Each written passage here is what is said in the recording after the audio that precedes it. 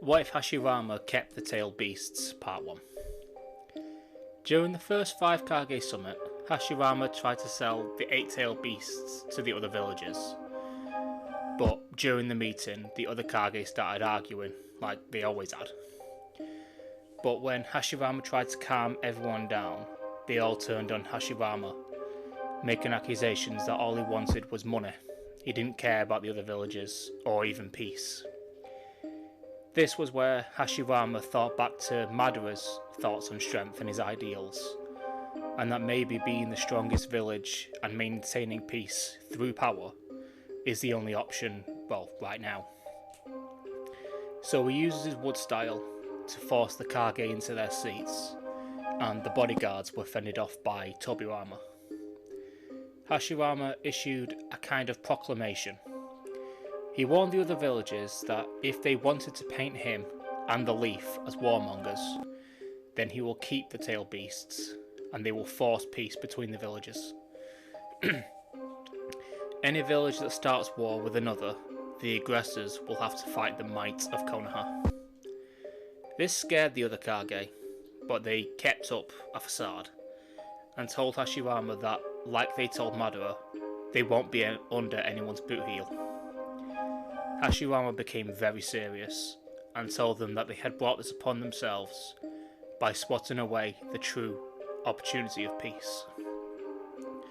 Tobirama and Hashirama left the summit and headed back to the Leaf, making plans on which shinobi clans and which members should become Jinchuriki. Obviously not Shikaku, as the sand already has him. We skip to the start of Naruto, and it all goes the same, but with the aid of the other 7 Jinchuriki, Minato was able to steal the Nine Tails back into Kushina. But after having Kurama ripped out of her and then put back in, not long after, her life force was severely lacking from what it was before. So, unfortunately, we won't be seeing much of her in this series at all. With that being said, Naruto's childhood would go very differently. For starters, he has his mother still. The villagers treat him like royalty, as they all knew that Naruto would become the next Jinchuriki of the Nine Tails. And in this timeline, the Jinchurikis are revered and honoured as the ultimate protectors of the village. The Jinchuriki were always on the front lines during the Ninja Wars, which mostly was some of the other villages banding together against the Leaf, and the others were the Leaf stepping in, aiding against the aggressors on behalf of the wronged village. Like if the cloud attacked the sand, the Leaf would help the sand in order to maintain peace and some form of power balance. As all of the Jinchuriki were in the Leaf, I think that Jiraiya, after finding out about the Akatsuki, would be in the Leaf himself and would help train Naruto while he was in the academy. So with Naruto not having Kurama messing up his chakra network, well yet, and being trained by Jiraiya, he would be a lot stronger, even comparable to Sasuke, who would be a lot more upbeat as the massacre wouldn't take place, as one of the tailed beasts would be within the Uchiha clan, which I think would suppress the unrest that the clan had for the village, which in turn would outright stop the coup d'etat. So in this scenario, Naruto and Sasuke would be around the same skill level, and would be good friends as well as rivals. The two prodigies would regularly train together, and they would train with both Jiraiya and Itachi, giving Sasuke a link with Jiraiya and Naruto a link with Itachi, who he does see as a kind of older brother figure. When the graduations exam come around, everyone in the class passes, and Sasuke becomes the Rookie of the Year, only taking the title from Naruto based on his academic knowledge. Naruto isn't as stupid as he is in the original, he's not a knucklehead, but he is still not as smart as Sasuke. When Naruto gets home, he sees Kushina and tells his mother that he has finally become a ninja. Kushina knew he would manage to do it, and already had Ichiraku ramen on the table and had already made a cake for him. Just for some context, Naruto isn't as small as he is in the original, as he has been eating properly, and no out-of-date milk this time, so his growth wouldn't be as stunted as it was in the original in any way, shape or form. After they finish eating, Kushina starts crying, and when Naruto asks what's wrong, she tells him that it's the anniversary of Minato dying, and tomorrow Naruto would receive the Nine Tails, as most of her generation of Jinchuriki had gotten quite old and can't contain the power for much longer. Well, either old or weak.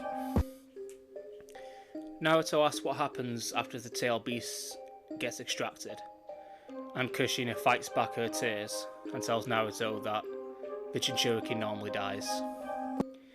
Naruto starts crying, not wanting his mother to die obviously, but she reassures him that she has the possibility to survive it, but maybe only for a few years, as she was a full-blooded Uzumaki, but she had already had Kurama ripped out of her before. The other Jinchuriki though will most likely die from the extraction. This made Naruto lighten up slightly, but then he thinks about Sasuke, and knows that his mother Mikito was also a Jinchuriki. So the next morning, Naruto runs to meet Sasuke before they had to go to the academy, and finds Sasuke hugging his mother, trying not to cry, as he only found out this morning about the Jinchuriki, and this seemed to be a theme throughout the village, well, between certain clans. It was a fairly dark day for the Hidden Leaf, but Naruto walked into the Uchiha compound, and Mikoto also hugged Naruto, telling Sasuke and Naruto that they had both become very strong, and she could think of no other better shinobi to carry the tail beasts. Naruto and Sasuke both bow to her, and while leaving they both bump into Itachi, who tells them the exact same thing his mother did. They both head to the academy and both wonder who the other Jinchurikis will be, and they guess it will most likely be the heirs of the major clans. They get to the academy, and before the teams are announced, Iruka calls out 8 names. Naruto Uzumaki, Sasuke Uchiha, Hinata Hyuga, Shikamaru Nara, Ino Yamanaka, Kiba Inazuka, Shino Aburame, and Choji Akamichi. All of you will go to the Hokage's office. They all hang their heads as they know what was going to happen to them and to their parents. So they head to the Hokage mansion, and they're all met at the door by their relevant parents, who all told them that they shouldn't be too sad. They are to become 8 of the most powerful and important people in the entire village, which did lighten the mood a little bit, but again, they all know their parents are going to die. They all steeled their nerves and resolve and walked into the office, and they see quite a big altar and the Hokage waiting for them. He explains what will happen, and he apologises that this has to happen this way, but it's always been done like this. One by one, they all receive their tail beasts, and one by one, they watch their parents die, except for Kushina. No one holds any malice towards Naruto about the fact that his parents are still alive, as they realise that it may actually be worse, as even though they lost their parents, Kushina effectively has a death sentence, and she could die at any moment. At least the rest had the guarantee of saying goodbye to their parents. I'm going to leave this up to you lot, whoever watches this video and got this far. Apart from Naruto, who had inherited Kurama, what tail beast should the rest of the 7 genin receive? I'm interested in what you think should happen. And yeah, I'm hoping that you make some good choices, because it's going to impact the entire story on the way.